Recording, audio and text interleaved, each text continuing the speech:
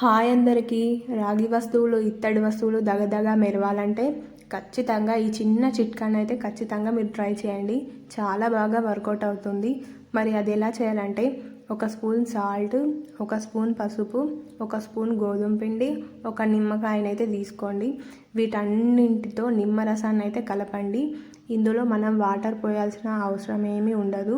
ఎందుకంటే ఈ నిమ్మరసంతో మొత్తం అనేది మిశ్రమాన్ని కలపాలి. దాన్ని నేను ఇక్కడ రాగి ముంతకైతే పెడుతున్నా, చూడొచ్చు మీరు వీడియోలో. ఇది ఎంత మురికిగా ఉండేనో ముందు, ఇప్పుడు చూడండి ఎంత సులువుగా క్లీన్ అయిపోతుందో. వీటితో పాటు ఇత్తడి వస్తువులు కూడా సులభంగా క్లీన్ అయిపోతాయి. మీరు వీడియోలో చూడొచ్చు ముందు ఏ విధంగా ఉంది, ఇప్పుడు ఏ విధంగా ఉంది అనేది.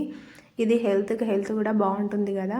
అండ్ దీన్ని అయితే ఒకసారి ట్రై చేయండి, ఖచ్చితంగా వర్కౌట్ అవుతుంది. ఇక్కడ ఇత్తడి వస్తువులను కూడా నేను క్లీన్ చేస్తున్నా, వీడియోలో చూడొచ్చు. వీటిని పీతాంబరంతో క్లీన్ చేసినప్పుడు చేతులు అయితే చాలా పాడైపోతున్నాయి. అందుకని ఈ చిట్కాని అయితే ఒకసారి ట్రై చేయండి, సులువుగా అన్నీ క్లీన్ అయిపోతాయి. మా ఇంట్లో ప్రతిరోజు పూజలు చేస్తామండి.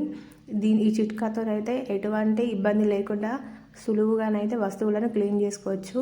మీకు ఉపయోగపడుతుందని వీడియో చేస్తున్నా, ఒకసారి ట్రై చేయండి, ఖచ్చితంగా వర్కౌట్ అవుతుంది. ఇక్కడ చూడండి ఎట్లా దగదగా మెరిసిపోతుందో. వీటన్నింటిని కూడా క్లీన్ చేసేసారు. ఎంత బాగా బంగారంలో మెరిసిపోతున్నాయంటే చూడొచ్చు. చాలా బాగా వర్కౌట్ అవుతుంది ఈ చిట్కానైతే. ఒకసారి అయితే మీరు ట్రై చేయండి. ఇక్కడ నేను ఇత్తడి బౌల్ని కూడా మంచిగా క్లీన్ చేస్తున్నాం. ఇది ముందు చాలా మురికిగా ఉండే, ఇప్పుడు దీంతోనైతే క్లీన్ చేసాం. అలాగే రాగి బిందెని కూడా క్లీన్ చేసాం. చాలా బాగా వర్కౌట్ అయింది.